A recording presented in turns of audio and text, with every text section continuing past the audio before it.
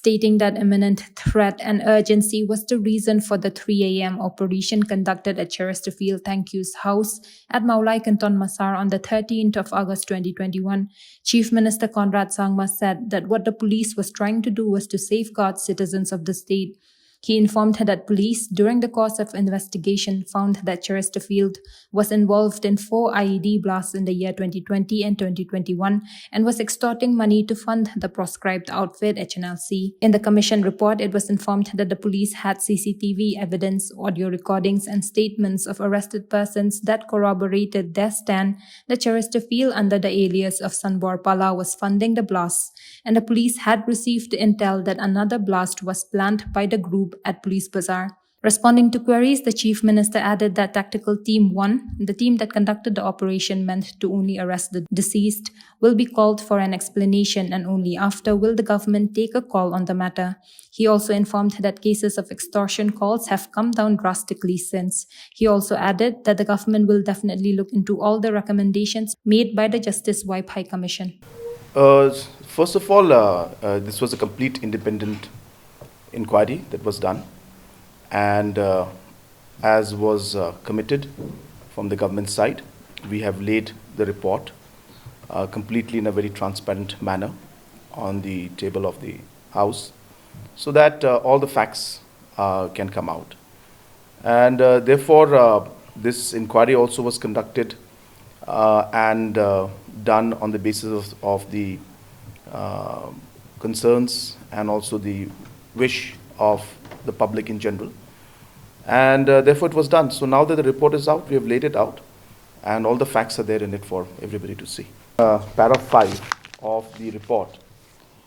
The report itself has mentioned that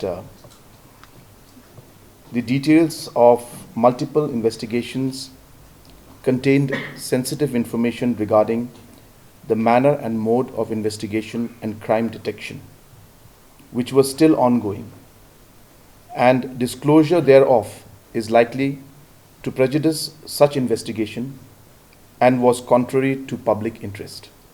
That's the first observation that was made. And the second was that statements were also being made on behalf of the police officers involved in the police action, and disclosure of the names of these officers could seriously endanger their personal safety. So therefore, the Commission itself has recommended in their report that these names should not be made public, in the interest of the safety of the police, number one, and number two, also because there are ongoing investigations that are there, and sensitive names of people who provided sensitive information based on which the entire investigation took shape and moved forward. Those names were there, and hence it would hamper the overall investigation in the larger overall interest of the public, that those names be not made public. And this was a recommendation of the Commission itself, and hence based on that recommendation and mention, we have omitted the names. The investigations are still going on. Even as we speak right now, the investigations on the different extortion, different areas of the extortion notes and other concerns, all of these investigations are still going on. So all of these are very relevant. First of all, I think it's important to understand the entire scenario that was unfolding in front of the police and the state as a whole. And we had seen in the last few months preceding the incident that took place on August 13th, that there were large extortion notes being sent to a lot of individuals, business people. There are mentions about life threats being given to people, saying that if they don't pay up, they will be killing them as well as their family members. And so a lot of threats were taking place. Apart from that, numerous IED blasts took place throughout the state, which really was endangering a lot of people. And in the findings of this commission also, as well as the investigations conducted by the police, clearly reflected the involvement directly of the individual concerned. There was an imminent threat of another IED blast which would take place in 24 to 48 hours in the city on the night when they started discussing this matter. And therefore the urgency was there to ensure that in the larger interest of keeping the people safe, the police had to move and had to act. Because if they had not acted, maybe another IED blast would have gone off. We don't know, maybe in Police Bazaar or Bara Bazaar, one of the very high dense locations, and some names have been mentioned in the report also. So this situation at that moment, when this intel that a bomb is going to go off in the next 24 hours to 48 hours comes to the police, and at that point in time it came, they had to take a decision to do something in order to ensure that the people were safe in general. And hence the police acted on that intel, and this matched with the other intels which they had received. And as I said, and the intel on the fact that the concerned person was definitely the person who was involved in not only the extortion but also the IED blast that took place. Hence, all of these put together and the urgency at that point in time led to the operation being conducted, and which of course, as you can see the report mentioned many times, that the objective of course was to arrest the concerned individual. Now, in operations like these and in situations like these, especially when we have a very short time and an imminent threat of 24 hours to 48 hours is there, there is not enough time to really plan out the details. Is that an excuse? It's not. But I'm telling you as factual point that when you are in that position there and you have to decide that within the next 24 hours a bomb is going to go off in the city, what do you do? I think we have to understand this action from the point of view that whatever the police was trying to do at that point in time was only to ensure the safety of our citizens. And with a lot of facts and figures and intel, based on many months of hard work, the police had come to all the conclusions, and even the report of the commission has mentioned that particular aspect.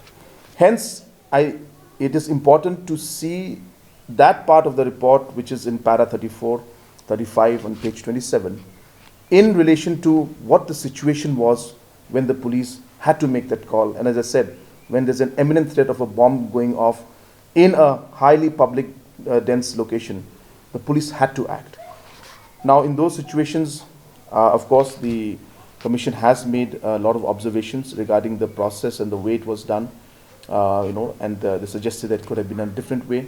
So definitely we have called for an explanation, and all the individuals involved here will be called for explanation. And accordingly, once we hear the other side of the story also, based on that, we will proceed further. These kind of operations, one has to understand, are made under a lot of pressure.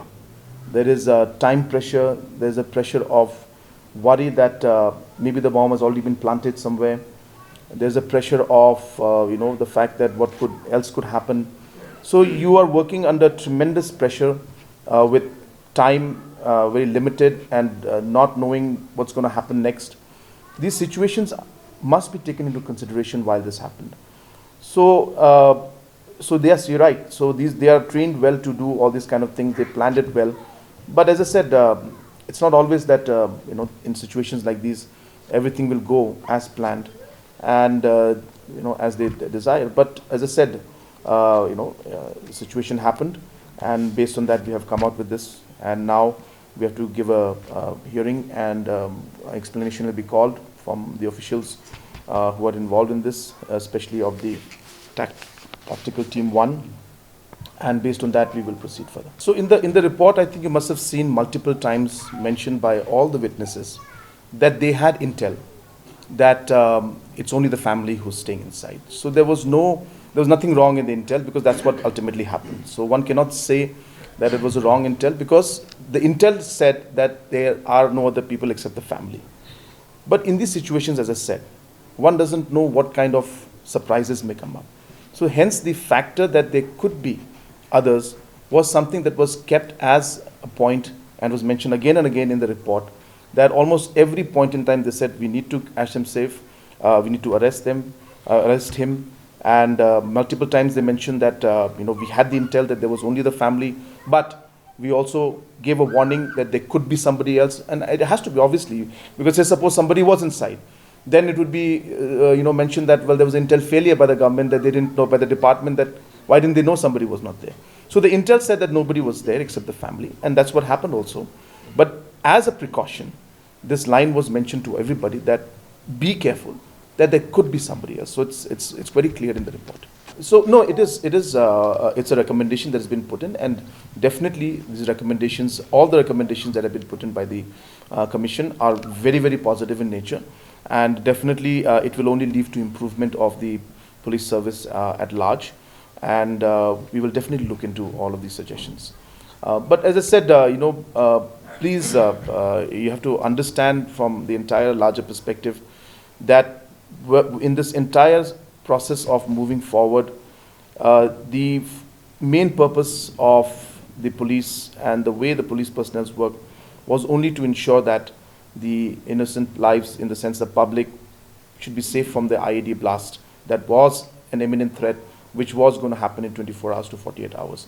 And that is what led to this entire situation. And of course, the entire incident happened. But the larger point in the picture will always be that it was a public safety that led to these kind of discussions. I mean, these kinds of operations. And as I said, the other situations accordingly unfolded. No, it's not that simple. It's an entire process, and of course, as we speak, I was mentioning to you, you asked me that some instances of extortion notes are still there, and these are all connected. So therefore, one has to keep all the secrets intact and the sources intact, and if there's any danger in the sense that giving out the names would endanger the overall investigation, then obviously it will hamper the entire investigation process. So one cannot say it will be over by today, tomorrow, day after. It's a process, but definitely it's continuing. And and as I said, we have made a large step forward in ensuring that this is controlled. And of course, the talks also are something that is leading to a positive outcome. In the report, if you notice, they had mentioned that normally in an in-house kind of operation like this, normally night vision glasses are not used. It's mostly used in forest operations and in larger areas. So in an in-house operation, it's not always advisable to have the night vision devices, NVDs. So this has been mentioned out there. So it's a situation that obviously will have multiple angles to it, but as said, it's a suggestion and definitely something that will improve things. So we will definitely go into it and take these suggestions. But as I said, there was a time frame that we were looking at, and action had to be taken in the sense that some steps had to be taken, in the next 24 hours, 48 hours, and that's what led to this movement taking place in that short period of time. But all these suggestions that have been mentioned out there, definitely we're going to take it in a positive way. I mentioned to you that what we'll be doing is that this is the report of the commission, and obviously we had to wait till late on the table of the House. Now that it's been laid on the table of the House, we will be calling all these, the tactical one team has been asked to come and give an explanation. So now they have to be also given the chance to be heard from the government side on after this report. As you have read from this report also, that this report are recommendations and they don't suggest for actions as such. So therefore now the government has to take the appropriate actions. So hence, as a process of obviously have a natural justice, based on this report and the findings of the report, an explanation will be called from the officers, and based on that we will proceed further.